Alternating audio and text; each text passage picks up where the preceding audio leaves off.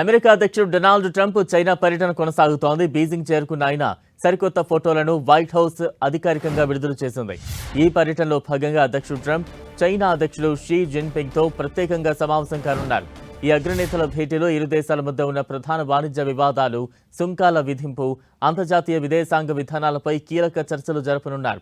పశ్చిమాసియాలో యుద్ధం, హర్మూజ్లో సంక్షోభం, ప్రపంచమంతటా చమురు ధరల మంటలు, సాంకేతిక రంగంలో రోజురోజుకు తీవ్రమవుతున్న ఆధిపత్య పోరు, ఇన్ని ఉద్రిక్తతల నడుమ కీలక చర్చలు జరిపేందుకు అమెరికా అధ్యక్షుడు ట్రంప్, చైనా అధ్యక్షుడు జిన్పింగ్ సన్నద్ధమయ్యారు.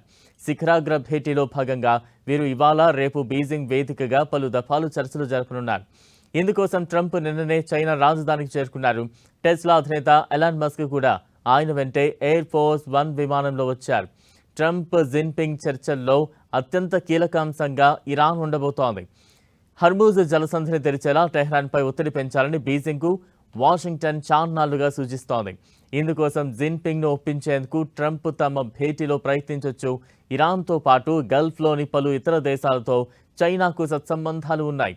శాంతి ఒప్పందం కుదుర్చుకునేలా టెహ్రాన్ను ఒప్పించాలని ట్రంప్ కోరే అవకాశాలు లేకపోలేదు. అమెరికా, చైనా మధ్య ఇప్పుడు పరోక్ష యుద్ధ రంగంగా ఏఐ మారింది. ఈ రంగంలో ప్రస్తుతానికి వాషింగ్టన్ కాస్త ముందంజలో ఉన్నట్టు కనిపిస్తోంది.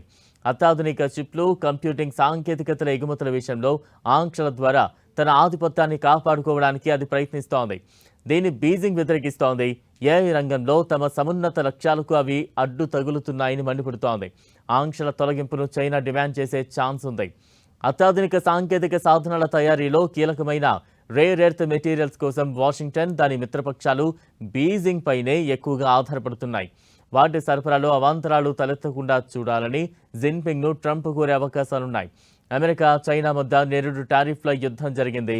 ట్రంప్ సుంకాలకు వెరవకుండా జిన్పింగ్ ప్రతి సుంకాలు వేశారు. చివరకు అక్టోబర్లో ఇరు దేశాల మధ్య సయోధ్య కుదిరింది.